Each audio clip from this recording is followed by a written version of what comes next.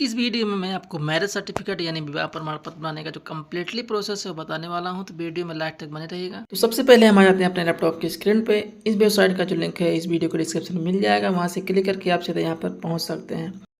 तो अपने लैपटॉप की स्क्रीन पर आने के बाद हम यहाँ टाइप करते हैं सर्विस प्लस।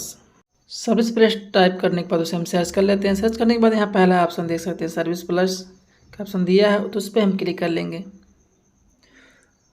तो उस पर क्लिक करने के बाद हमारे सामने कुछ इस तरह से एक नया पेज खुल करा जाता है। सबसे पहले इसमें हमें रजिस्ट्रेशन करना होगा। अगर आप पहली बार हो तो इसमें आपको रजिस्टर करना होगा। फिलहाल हमने इसमें रजिस्टर कर लिया है, तो चलिए लॉगिन कर लेते हैं। लॉगिन करने के लिए अपना जीमेल आईडी, पासवर्ड और कैप्चा को सेम फिल करके लॉगिन कर लेते हैं। चलिए कैप्चा को सेम फिल कर लेते हैं और लॉगिन बटन पर क्लिक कर देते हैं। क्लिक करने के बाद एक नया पेज कुछ इस तरह से दिखाई देता है। तो यहाँ से सबसे पहले हम चले जाते हैं अप्लाइंग फॉर सर्विस में। उसके बाद से नीचे आएंगे व्यू ऑल अवेलेबल सर्विस का ऑप्शन दिया हुआ, तो उस पर हम क्लिक कर लेंगे। उस पर क्लिक करने के बाद हमारे सामने कुछ इस तरह से एक नया पॉपअप खुल जाता है। तो उसमें सबसे पहले अपना हम प्रदेश सेलेक्ट कर लेंगे। जिस भी प्रदेश के हम रहने वाले हैं, हमें जिस भी प्रदेश का अपना मैरिज सर्टिफिकेट बनाना है, सबसे पहले उसे हम सेलेक्ट कर लेंगे। चलिए इसमें सेलेक्ट कर लेते हैं। सेलेक्ट करने के बाद ये सर्च बार में हम टाइप करेंगे मैरिज सर्टिफिकेट। जैसे हम टाइप करते हैं, सेकेंड ऑप्शन पे आप देख सकते हैं मैरिज रजिस्ट्रेशन सर्टिफिकेट लिखा है, तो उस पर हम क्लिक कर लेंगे। तो उस पर जैसे ही हम क्लिक कर देते हैं तो हमारे सामने कुछ इस तरह से एक नया पेज खुल जाता है। तो यहाँ से हमें स्टेप बाय स्टेप एक एक ऑप्शन को फिल करना होगा। सबसे पहले हम आवेदक का नाम यहाँ फिल कर लेंगे।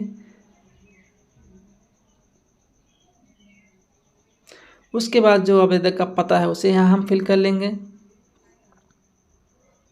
उसके बाद यहाँ पर एक मोबाइल नंबर हमें फिल करना होगा और यहाँ पे हमें एक जीमेल आईडी भी दे देनी होगी। उसके बाद थोड़ा नीचे आएंगे, यहाँ देखेंगे पति की जानकारी दी हुई है, हस्बैंड डिटेल्स। तो यहाँ पे हम अपने पति का नाम सेलेक्ट कर लेना होगा। पति का नाम फिल करने के बाद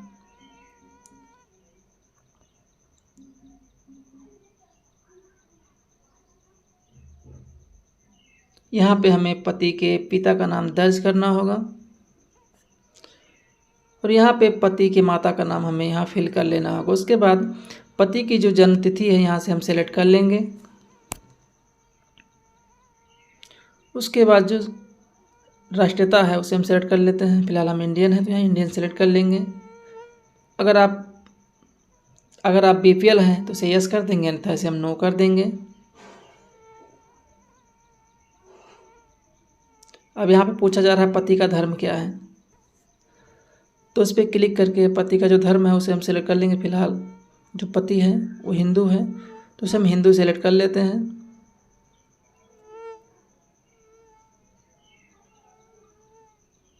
और यहाँ पे हमें एक मोबाइल नंबर फिल कर लेना होगा। उसके बाद पति का जो एड्रेस है उसे यहाँ फिल करना होगा। फिल करने के बाद जो कंट्री है, कंट्री सेलेक्ट कर लेंगे। फिलहाल मैं इसे इंडिया सेलेक्ट कर लेता हूँ। और जो यहाँ से अपना राज्य है, राज्य को हम यहाँ सेलेक्ट कर लेंगे। आपका जो भी राज्य होगा आप यहाँ से सेलेक्ट कर लेंगे। चलिए सेलेक्ट कर लेते हैं। सेलेक्ट करने के बाद थोड़ा नीचे आएंगे तो यहाँ पे पत्नी की जानकारी दी हुई है। सबसे पहले यहाँ पर हम पत्नी का जो नाम है उसे हम सेलेक्ट कर लेंगे। पत्नी का जो नाम है यहाँ डाल लेंगे। उसके बाद यहाँ पे पत्नी के पिता का नाम डालेंगे। वापस यहाँ पे हम पत्नी के माता का नाम हमें टाइप करना होगा और पत्नी की जो जन्म तिथि है यहाँ से हमें सेलेक्ट कर लेनी होगी। उसके बाद पत्नी की जो राष्ट्रीयता है यहाँ से हम सेलेक्ट कर लेंगे और यहाँ पे बीपीएल का ऑप्शन दिया हुआ, पत्नी अगर बीपीएल है तो यस करेंगे, अन्यथा हम नो कर देंगे। पत्नी का धर्म हम यहाँ से सेलेक्ट कर लेंगे। सेलेक्ट करने के बाद यहाँ पे एक जीमेल आईडी डाल देंगे। उसके बाद यहाँ पे एक मोबाइल नंबर हमें फिल कर लेना होगा और पत्नी का जो एड्रेस है हम यहाँ फिल कर देंगे। फिल करने के बाद कंट्री हम यहाँ से सेलेक्ट कर लेना होगा। सेलेक्ट करने के बाद यहाँ एक राज्य पूछा जा रहा है, राज्य भी सेलेक्ट करने के बाद यहाँ विवाह की जो विवरण है यहाँ हमें पूछा जा रहा है। तो विवाह की जो तिथि है, जिस तिथि को विवाह हुआ तो हमें यहाँ सेलेक्ट कर लेना होगा। इसके बाद विवाह का स्थान जो है वो यहाँ सेलेक्ट करना होगा, यहाँ हम टाइप कर लेंगे। इसके बाद विवाह का जो विवरण है यहाँ पर उसका एड्रेस हमें फिल कर देना होगा। उसके बाद कंट्री भी यहाँ से हम सेलेक्ट कर लेंगे।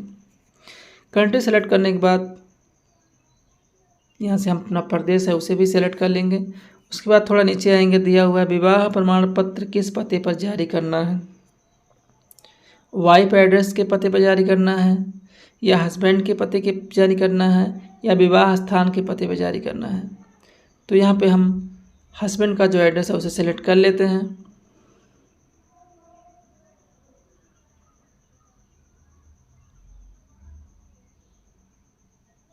उसके बाद थोड़ा नीचे आएंगे तो गवाह का विवरण दिया हुआ है। सबसे पहले यहाँ गवाह का पहला नाम है वहाँ डाल लेंगे।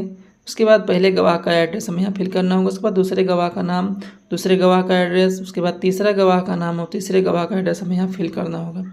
उसके बाद थोड़ा नीचे आएंगे तो फोटोग्राफी में हस्ताक्षर हमें अपलोड करना होगा। पति का फ़ोटो यहाँ हमें अपलोड करना होगा। उसके बाद यहाँ पत्नी का फ़ोटो अपलोड करना होगा। उसके बाद जोड़े का फ़ोटो अपलोड करना होगा, यानी पति पत्नी का फ़ोटो एक साथ अपलोड करना होगा। उसके बाद यहाँ से शादी का कोई एक फ़ोटो हमें यहाँ अपलोड कर देना होगा। उसके बाद शादी का कोई एक और फ़ोटो हमें भी यहाँ अपलोड कर देना होगा। उसके बाद यहाँ पहले गवाह का फ़ोटो हमें यहाँ अपलोड करना होगा, दूसरे गवाह का फ़ोटो हमें यहाँ अपलोड करना होगा और तीसरे गवाह का फ़ोटो हम यहाँ से अपलोड कर लेंगे। उसके बाद पत्नी का हस्ताक्षर हमें यहाँ अपलोड कर देना होगा। उसके बाद हम पति का हस्ताक्षर यहाँ अपलोड कर देंगे। पहले गवाह का हस्ताक्षर यहाँ अपलोड करना होगा, दूसरे गवाह का हस्ताक्षर यहाँ और तीसरे गवाह का हस्ताक्षर यहाँ कर। इसके बाद हमें यह घोषणा पत्र दिया हुआ है तो इसे हमें पढ़ लेना है। यहाँ हमें कैप्चा को सेम नीचे फिल कर लेंगे। फिल करने के बाद सबमिट बटन पर क्लिक कर लेंगे। जैसे ही हम सबमिट बटन पर क्लिक करते हैं तो उसके बाद हमारा एक रेफरेंस नंबर जनरेट हो जाता है। उसके बाद अपने आ जाते हैं अपने होम पेज पे, और होम पेज पे आने के बाद यहाँ पे एक ऑप्शन दिया हुआ है व्यू स्टेटस ऑफ एप्लीकेशन, तो उस पर हम क्लिक कर लेंगे। क्लिक करने के बाद थोड़ा नीचे आएंगे तो ट्रैक एप्लीकेशन स्टेटस का ऑप्शन दिया है, उस पर हम क्लिक कर लेंगे। क्लिक करने के बाद यहाँ पे आप देख सकते हैं यहाँ पे डेट दिया हुआ है, तो यहाँ से हमें एक डेट सेलेक्ट कर लेना होगा जिस डेट पे हमने आवेदन किया था। तो यहाँ पे अपना जो रेफरेंस नंबर है इसे हम फिल कर लेंगे। फिल करने के बाद डेट डाटा पे क्लिक कर लेंगे। डेट डाटा पे हम क्लिक कर लेंगे तो हमें क्लियर हो जाएगा हमारा जो एप्लीकेशन है वो कहाँ तक पहुँचा है, और यहीं से आप अपना जो मैरिज सर्टिफिकेट बन जाने के बाद अपलोड भी कर सकते हैं। दोस्तों, अगर ये जानकारी अच्छा लगा हो तो प्लीज़ वीडियो को लाइक करके चैनल सब्सक्राइब जरूर कर लीजिए और बेल आइकन को भी प्रेस कर लीजिए ताकि हमारे द्वारा डाले गए वीडियो का जो नोटिफिकेशन है सबसे पहले आपके पास पहुँचे। चलिए मिलते हैं अगले वीडियो में, तब तक के लिए जय हिंद,